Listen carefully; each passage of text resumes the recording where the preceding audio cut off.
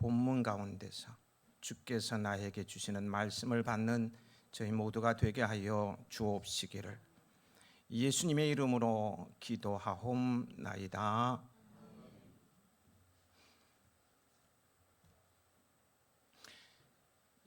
제가 시골 촌놈과 출신이지 않습니까?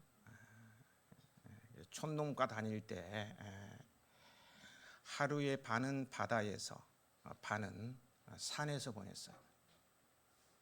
산에 있는 수많은 나무와 열매들 가운데요, 어떤 나무의 열매를 따다가 깨부수고는 바닷가에 고기들이 있을 만한 돌밑이나 토강, 표준 말로 뭐는지 모르겠어요. 토강, 물 고여 있는 곳, 토강 또는 바위 틈에 뿌리고는요, 잠시 쉬다가 또 놀다가 딴점 피우다가 와서 보면은요, 그 열매에 물을 댄 물고기들이 다 기절해서 물 위에 이렇게 둥둥 떠 있는 것을 보게 됩니다. 독이 있는 줄 모르고 먹었다가 잠시 기절한 것이죠. 물론 인체는 해가 없고요. 보통 고기를 잡는 방법을 하면은 낚시, 그물, 작살 이런 것들이 생각이 나오는데요. 이렇게 나무 열매로 고기를 잡았던 추억도 있는데요. 이런 독이 있는 나무를 한자로 뭐라 하는지 아십니까? 독수이죠. 독수. 반면요, 우리 몸에 도움이 되는 열매를 맺는 나무는 도움이 된다는 도울익을 써서 익수라고 합니다. 제가 만든 말은 아니고요, 그렇게 쓰여요. 열매 맺는 나무라고 다 좋은 것이 아니라 익수도 있고 독수도 있습니다.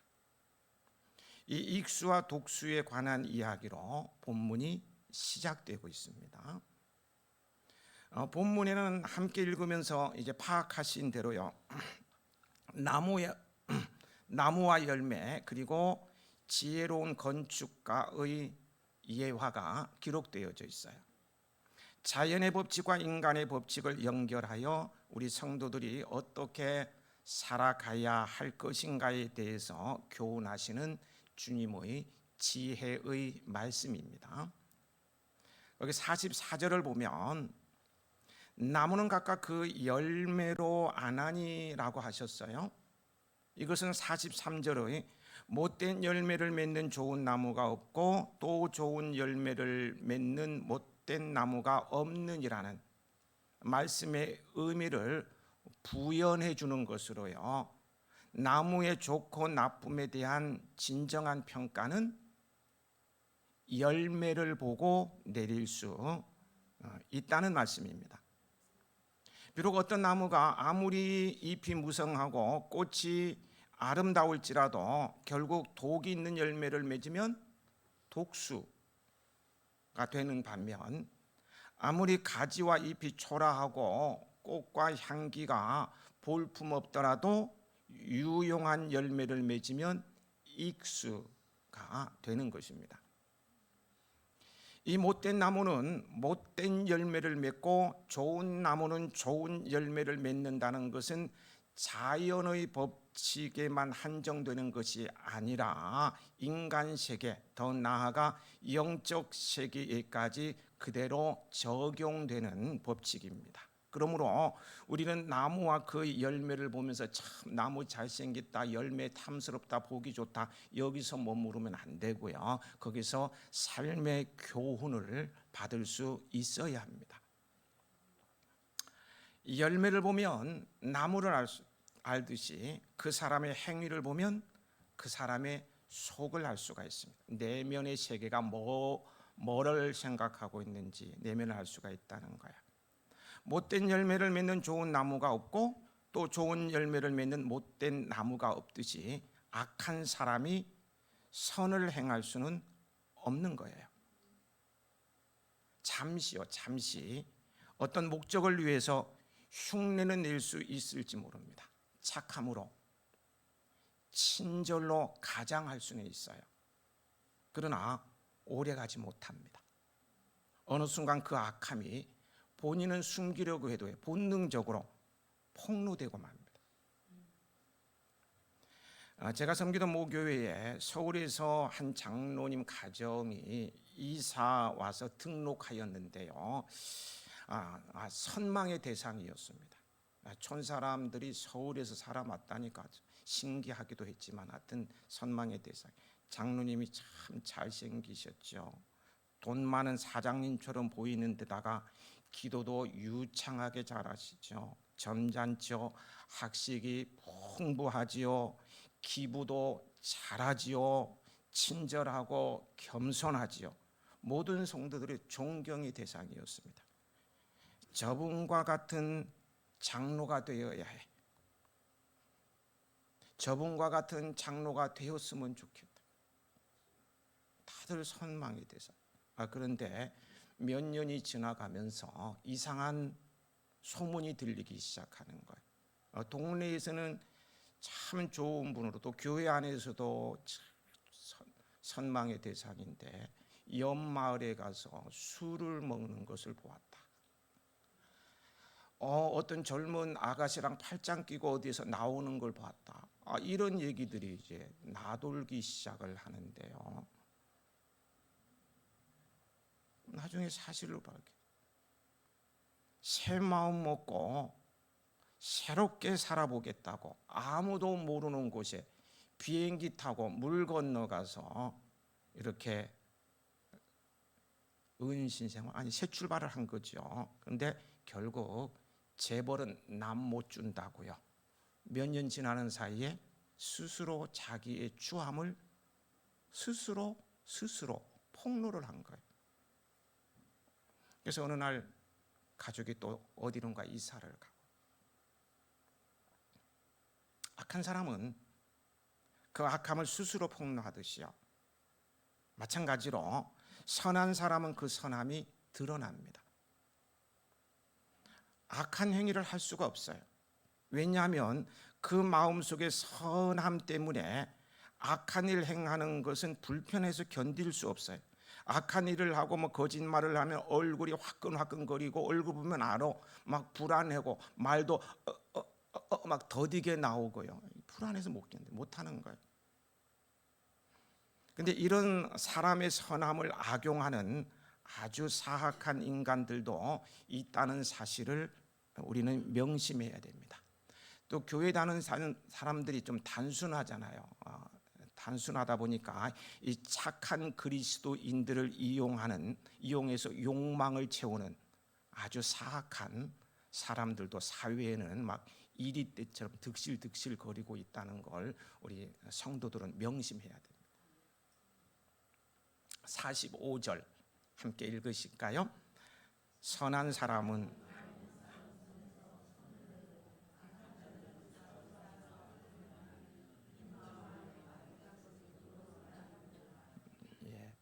사람은 누구나 그 마음에 가득한 것을 입으로 말한다는 그런 말씀이죠. 물론 행위로도 나타나고요. 그러므로 마음에 무엇으로 가득 채우느냐가 중요함을 깨닫게 됩니다. 음담패설을 즐기는 사람을 보면은요, 그 마음이 음흉합니다. 제가 좀 돈 있는 사람처럼 보이잖아요, 그죠? 부자처럼. 어떤 사람이 접근해서 자꾸 집 얘기를 해요. 막 집 얘기, 막 땅 얘기.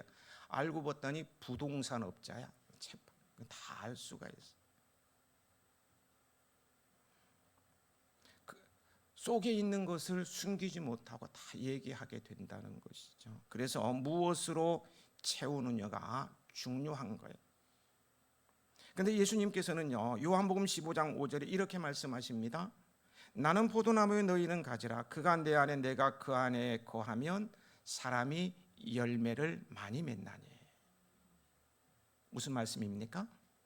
마음에 예수님을 모셔드리고 그분의 말씀으로 마음을 채우라는 것입니다. 그렇게 되면 그 마음이 좋은 나무에 붙어 있게 됩니다.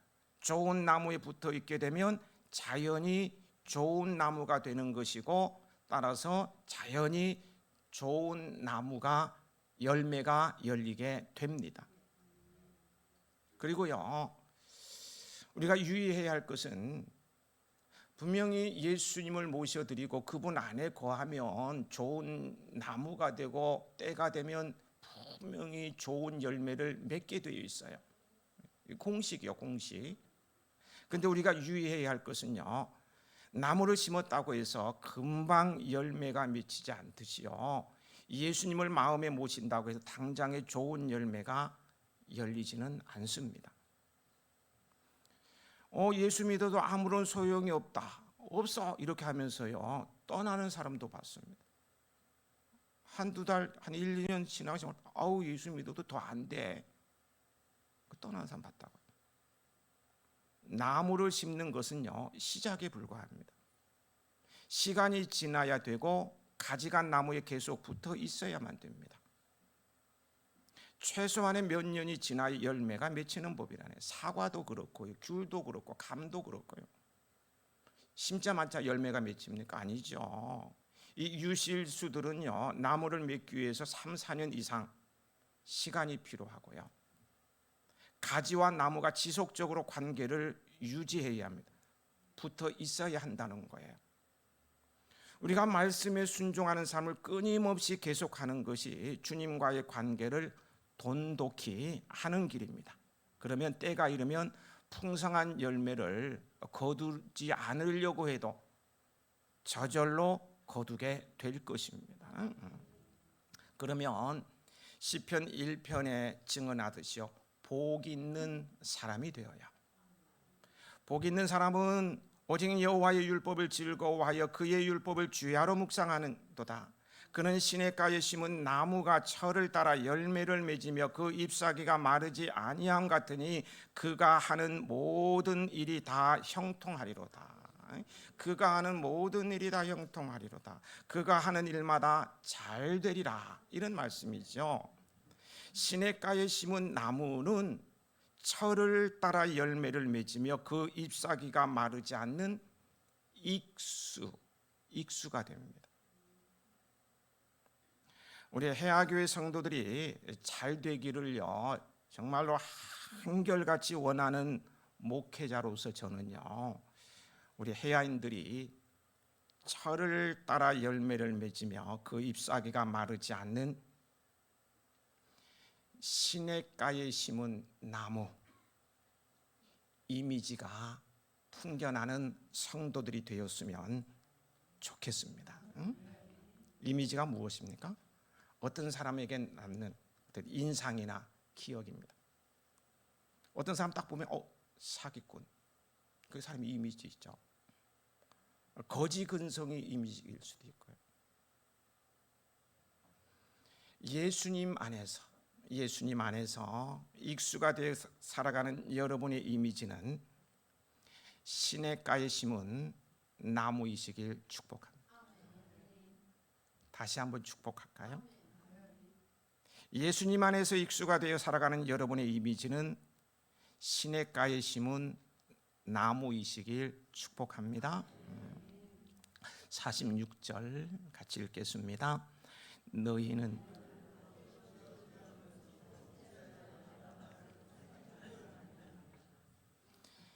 실천적 순종을 강조하고 있습니다. 같은 내용을 다루고 있는 마태복음 7장 21절에는 언행이 일치되지 않는 사람, 곧 입으로는 예수님을 주여 주님으로 부르면서도요 행동으로는 순종하지 않는 사람은 천국에 들어가지 못한다고 주님께서 아주 매우 단호하게 말씀하고 계셔요. 우리 기독교의 신앙은 입으로만 그리고 지식으로만 믿는 신앙이 아닙니다.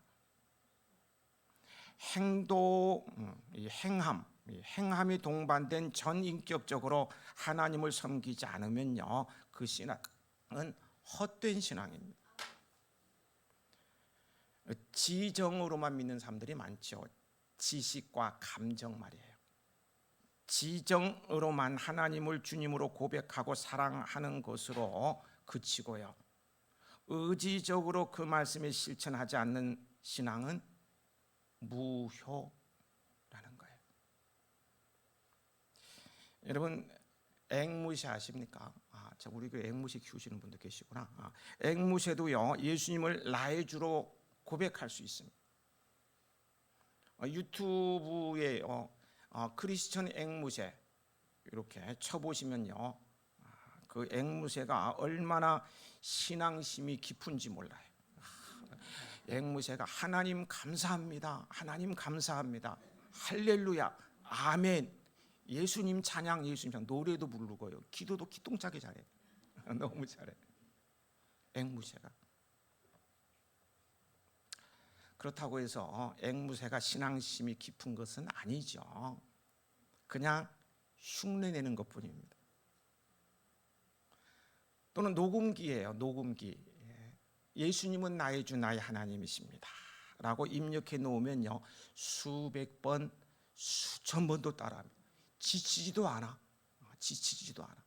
계속한다.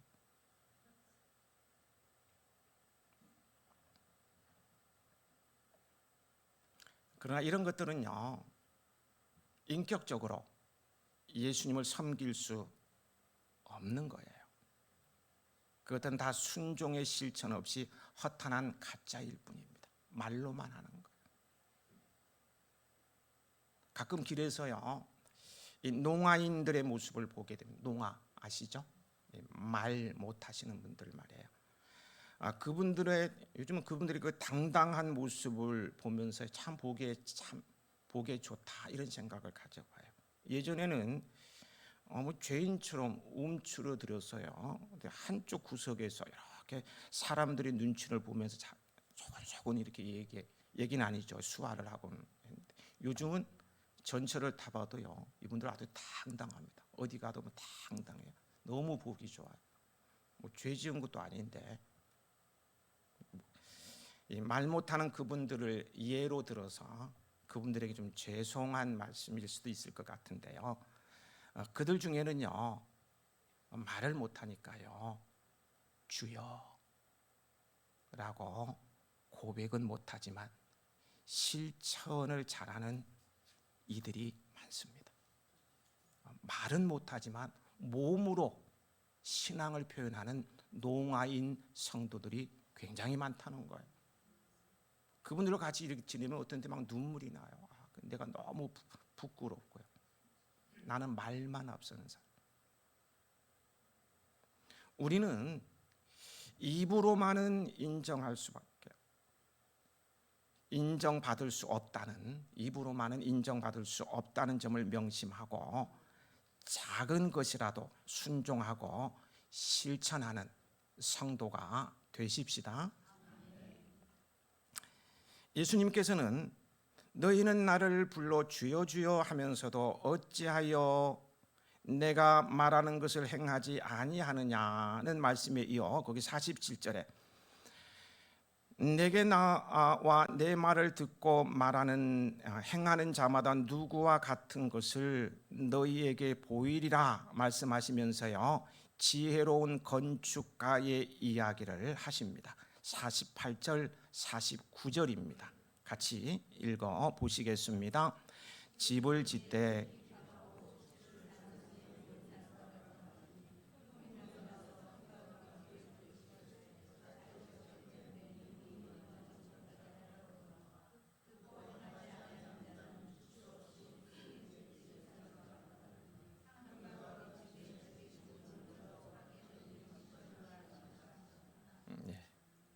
누구든지 예수님의 가르치신 교훈과 진리를 듣고 행하는 이가 그 인생의 집을 견고한 반석 위에 무너지지 않는 그런 반석 위에 지은 사람이라는 그런 말씀이죠. 팔레스틴 땅은 석회 안반이 많습니다. 그래서 집을 지으려면 흙을 이렇게 파내고요, 안반, 반석이죠, 반석 위에 기초를 놓아야 합니다. 그런데 게으른 사람들은 지대를 파내는 것을요, 귀찮아하면서 적당하게 건조해서 모래와 같이 된 흙 위에 집을 짓습니다. 모래 위에 지은 집이라 해서 진짜 모래로 우리가 아는 모래 개념으로 이해하면 안 됩니다. 땅땅 굳어져 있어요. 그래서 건기에는요 돌멩이처럼 단단해. 그런데 우기가 찾아오고 폭우가 쏟아지면은 그게 모래알이 돼버려 가지고요 집이 쉽게 무너지고 맙니다. 막 휩쓸려 무너져 내버리는 거예요. 우리의 신앙도 마찬가지입니다. 기초가 든든해야 무너지지도 않을 뿐더러 올바른 성장도 하게 되고요 복도 받을 수 있습니다. 신앙이 든든한 기초가 그럼 무엇이겠습니까? 주님의 말씀을 의지적으로 순종하여 준행하는 것, 즉 실천적 순종이 신앙의 기초입니다. 익수와 독수의 얘기도요 결국은 실천적 순종을 말하는 거고요 지금 여기서 말하는 것도 역시 마찬가지입니다. 실천적 순종이 신앙의 기초가 된다는 거예요. 아브라함처럼요 하나님께서 가라 하시면 아멘하고 산설고 물설은 가나안 땅으로 가는 신앙이 기초가 든든한 신앙입니다. 우리는 신앙의 집을 짓고 사는 사람들이죠. 우리 각자 나의 신앙의 집, 내가 짓고 사는 신앙의 집을 한번 꺼내서 그림으로 한번 그려보실까요? 그림을 한번 그려보십시다. 제가 설명하는 대로 그리시면 돼요. 하나님께 대한 지식은요 신앙의 집의 뼈대와 같습니다. 뼈대와 같다. 뼈대가 바로 서고 든든해야 그 다음 다른 것들을 할 수가 있겠죠. 그 다음에요 우리가 부르는 찬송, 하나님께 감사하는 것, 이 찬송과 감사의 고백은요 신앙의 집의 장식물과 같습니다. 장식을 잘해야 아름답고 아늑하고 가구들을 잘 들여놓고 이렇게 배치를 해야 편안한 행복의 요람이 될 수 있는 것입니다. 그러므로 이런 멋진 인생의 집을 짓기 위해서는 하나님께 대한 지식도 찬송과 감사도 중요합니다. 있어야 돼요. 그래야 집이 아름답고 풍성할 수 있어요. 그러나요 가장 중요한 것은 기초잖아요. 순종입니다. 순종은 신앙의 집의 기초이거든요. 기초가 든든하지 않으면 아무리 뼈대가 좋고요 아름다운 것으로 장식했다 할지라도 비바람이 몰아치면 무너지고 맙니다. 신앙의 집은 순종 위에 세워져야 합니다. 실천적 순종이 없는 신앙은 아무리 지식이 많고 은사를 많이 받아도요 환난 풍파가 닥치면 곧 무너져 내리는 부실한 집과 같은 헛된 신앙일 뿐입니다. 그러므로 우리의 삶이 든든하기를 원한다면요 적은 말씀이라도 순종하여 실천해야 합니다. 그것이 신앙의 기초, 기반을 든든하게 만드는 신령한 공사예요. 공사. 거룩한 공사 잘하시기 바랍니다. 그래서 든든하고 멋진 집을 짓고요 행복하게 사셨으면 좋겠습니다. 여담입니다만 하나님의 자녀들의 예배하는 초소인 아버지의 집 성전을 거룩하게 꾸미고 아름답게 보존하는 일이 주님께서 기뻐하시는 일이라면 우리는 자원해서 품격지기로 나서야 하지 않겠습니까?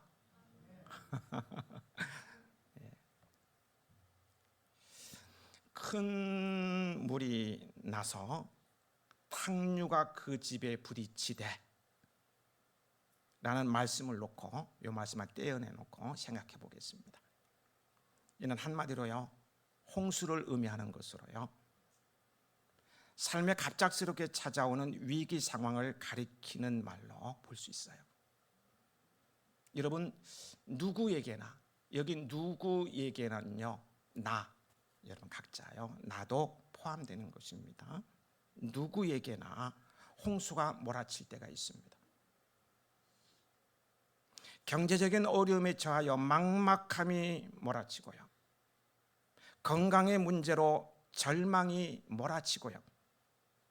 여러 가지 상황들이 얽히고 설켜서요.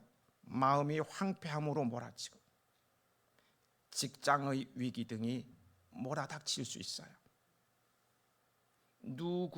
누구에게나라고 했습니다. 신실한 신앙의 사람이요, 하나님께서요 내 마음에 맞는 자라고 유일하게 말씀하셨던 누굽니까? 저도 그런 말을 평생 한 번이라 들어봤으면 좋겠는데 못 들을 것 같아요.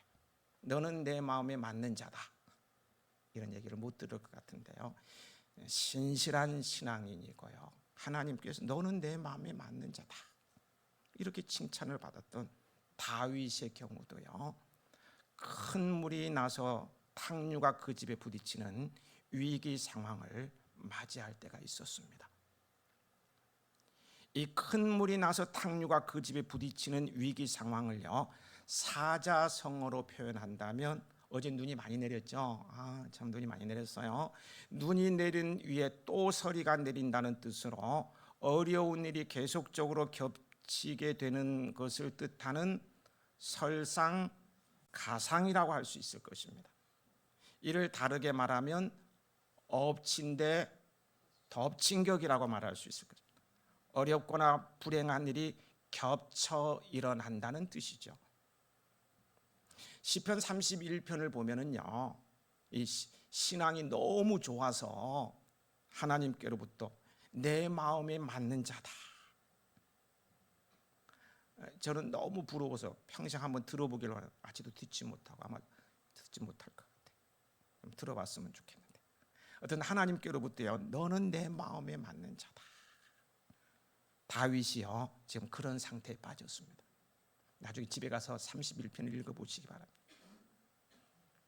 근심으로 인해 눈도 침침해지고 정신을 말하죠. 혼도 미약해지고 몸이 쇠약하여 기력이 약해지고 뼈마저 쇠하였다고 그는 말합니다.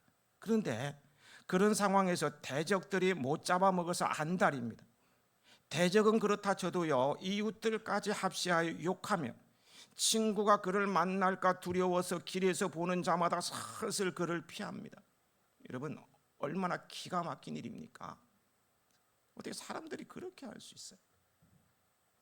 다윗은 마치 죽은 자처럼 사람들의 기억에서 사라져가는 그런 자신의 모습을 보고요, 뭐라고 표현한지 아세요? 헌신짝보다 못한 깨진 그릇 취급받는다고 막 격정을 토로합니다. 한때 나를 가까이 하던 사람, 나에게 도움을 주던 사람, 도움을 받던 사람, 그들은 어디 가고 나만 보면 슬슬 피하고 깨진 그릇 취급하느냐, 죽은 사람 취급하느냐, 막 격정을 막 토하는 거예요. 세상에 이럴 수가 있고. 그런데요, 다윗이 그 깨진 그릇과 같은 처참한 상황에서 어떻게 일어섰는지 아십니까? 이렇게 고백하고 있는 것을 보게 돼요. 시편 31편 14절인데요. 기록된 말씀을 세번역으로 그대로 옮겨드리면, 누가 뭐라고 해도 나는 주님만 의지하며 주님이 나의 하나님이라고 말할 것입니다. 누가 뭐라고 해도 그는 하나님만을 의지하고 주는 내 하나님이심을 고백했어요.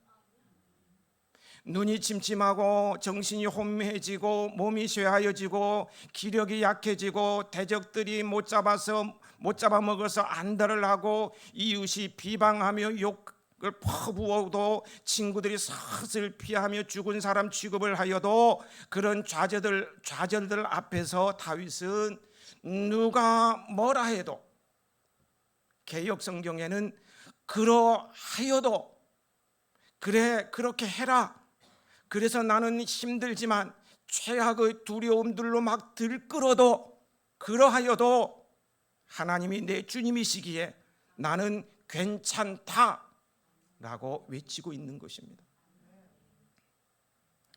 여러분, 이것이 신앙의 힘입니다. 이것이 신앙의 기초가 든든한 사람에게서 뿜어내는 고백입니다. 이런 사람은 결코 무너지지 않습니다. 삶이 아무리 어렵고 힘들지라도 그러하여도 나의 뜻대로 되지 않을지라도 그러하여도, 여러분, 제가 지금 반복하는 말이 있죠. 찌라도 같이 한번 설교를 만들어가 봤으면 좋겠습니다. 제가 찌라도 하면은 여러분은 그러하여도 이렇게 해보시죠. 제가 아까 뭐라 했죠? 삶이 아무리 어렵고 힘들지라도 이렇게 하면 여러분은 뭐라고요? 그러하여도. 예, 다 이제 이해가 되신 줄 압니다. 예. 시작하겠습니다. 나의 계획대로 되지 않을지라도, 돌아가는 상황이 내게 유리하지 않을지라도, 현재 내가 처한 상황이 이해되지 않을지라도, 사람들이 나를 슬피하고 조롱할지라도, 감사합니다. 나는 주님만 의지하며 주님만이 나의 하나님이십니다. 다윗은 그렇게 고백함으로 다시 일어설 수 있었던 것입니다. 주저앉지 않았어요. 여러분에게도 다윗만큼은 아닐지라도 큰 물이 나서 탕류가 그 집에 부딪히는 위기의 상황이 있습니까? 그러하여도 라는 신앙으로 일어서시기 바랍니다. 예수의 이름으로 나는 일어서리라. 순종의 기초를 든든히 쌓아놓은 여러분이라면 큰 물이 나서 탕류가 그 집에 부딪히는 위기 상황 때에도요, 반석이 되시고 산성이 되시고 요새가 되시고 소망이 되시는 주님께서 지켜주십니다. 홍수가 가정에 몰아치는 위기 상황에 부딪혀도 두려워하지 마십시오. 주님께서 지켜주십니다. 구약 성경에 나오는 이야기로요, 하나님께서 물로 세상을 심판하실 때입니다. 하나님의 말씀대로 준행하여 120년 동안, 말이 120년이죠. 인생을 다 허비한 거나 다름없지 않아요. 120년 동안, 그것도 산꼭대기에다 온갖 협박과 조롱과 비난을 받고 미친 사람 취급을 받아 그러하여도 방주를 지었던 의롭고 정직한 노아 한 사람의 순종으로 말미암아 비가 내리고 홍수가 나고 바람이 불 때 그와 그의 가족은 구원함을 받게 됩니다. 호흡이 있는 자가 다 저주받아서 죽는데 미친 소리 듣더라도 실천적 순종을 행한 노아 한 사람 때문에 그의 가족은 살았다는 거예요. 노아 한 사람의 실천적 순종으로 대홍수 심판에서 그와 그의 가족이 구원을 받고 새 역사를 써내려가는 것을 우리는 잘 알고 있습니다. 우리는 누구의 후손입니까? 그때 살아난 노아의 후손이에요. 노아가 우리에게 생명을 전해준 거예요. 여러분, 기초가 든든해야 합니다. 그래야 삽니다. 그런데 실천적인 순종이 기초입니다. 순종하지 않은 신앙은 결정적인 위기에 지탱할 수 없습니다. 너무나 허무하게 무너져 버려요. 본문에서요, 예수님께서 두 가지 기초를 가진 집을 제시하고 있습니다. 그렇죠? 반석 위에 지은 집, 모래 위에 지은 집. 우리가 쉽게 그렇게 이해하죠. 이 두 가지 기초를 가진 집을 제시한 이유는요, 우리들에게 그 중에 하나를 선택하라고 말씀하시는 것입니다. 지금도 예수님께서는요, 우리에게 그러한 선택을 요구하셔요. 우리는 주님의 요구에 당연히 부응해야죠. 믿는 사람이 부응 안 하면 어떻게 하겠어요? 그렇죠? 당연히 부응하실 줄 믿습니다. 네, 부응하시되요. 이왕이면 부응하되 이왕이면 희생이 적은 것을 선택해야 하지 않을까요? 더 손해 보면 아깝잖아요. 부응을 하되 희생이 적은 것, 손해를 덜 보는 것 선택하는 게 지혜가 아니냐는 거예요. 그렇다면요, 불순종과 순종 중에 어느 것이 더 희생이 적습니까?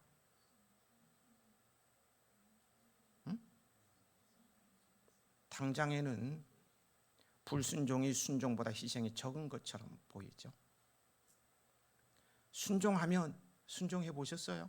순종하면요, 고생이요, 손해요, 많은 것을 희생해야 하기 때문에 놀러 가고 싶어도 못 갈 때가 많습니다. 금전적 손해를 입을 수도 있습니다. 그래서요, 많은 사람들이 순종을 피합니다. 순종을, 교회 가면 순종을이라는 말을 많이 하는데 그거 듣기 싫어해요. 나중에는 무감각해져요. 순종하면 아무 말도 안 들어요. 어찌하든지 간에 빠져나갈 궁리를 합니다. 그래서 순종은요, 신앙생활에서 가장 어려운 커리큘럼입니다. 다른 게 아니에요. 순종이 제일 어려운 커리큘럼입니다. 그런데 이것은 필수입니다. 통과하지 못하면 낙제가 되는 거예요. 낙제하면 졸업이 안 돼. 필수가. 신앙 무효입니다.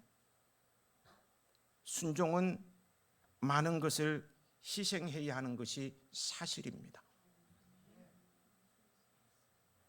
하지만 잘 들어보세요. 순종은 많은 것을 희생하는 게 사실이에요. 계속 희생해야 되고 손해보는 게 맞아요. 그러나 잘 들어보십시오. 홍수가 나서 무너지면요, 홍수가 나서 확 무너지고 나면 불순종이 순종보다 희생이 더 큽니다. 모래 위에 세운 집이 불순종의 집이잖아요. 홍수가 나면 손해가 더 커요. 몽땅 잃어버립니다. 몽땅 잃어버려요. 내가 아끼고 이것만 하면 다 잃어버리는 거예요. 모래 위에 세운 집, 불순종으로 세운 집은 홍수가 나면 다 무너져요. 그런데 반석 위에 세운 집은 계속 손해를 보는 것 같은데 홍수가 났는데 안 무너져. 안 무너진다고요.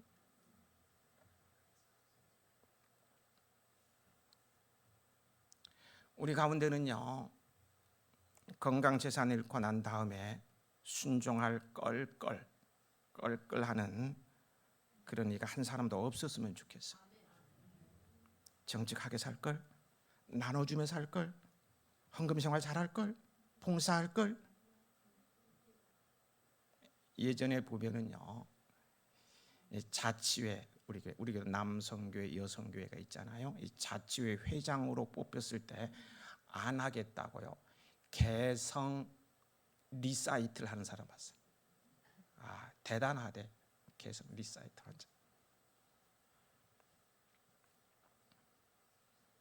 개성 리사이트를 하지 말고 순종할 것. 고집 피우지 말고 교회 방침에 따를 것. 교육자 마음 아프게 하지 말 걸. 신앙생활 제대로 할 걸. 그때는 후회해도 소용이 없을 것입니다. 기회가 주어졌을 때 실천적 순종을 보이십시다. 신앙의 열매는요, 실천적 순종으로 나타납니다. 순종은 신앙의 인격입니다. 따라서 순종에 따르지 않은 믿음은 헛믿음이요, 거짓이요, 무효입니다. 실천적 순종으로 기초를 든든히 놓아야 홍수가 몰아쳐도 다윗과 같은 위기 상황으로 내몰려도 무너지지 않고 다시 일어서서 새 역사를 써내려갈 수 있게 되는 것입니다. 여러분은 주님께서 가르쳐주신 말씀에 실천적 순종으로 반응함으로 잘 지은 집에서 익수가 되어 시냇가에 심은 나무의 이미지로 살아가시길 축복합니다. 아버지 하나님, 실천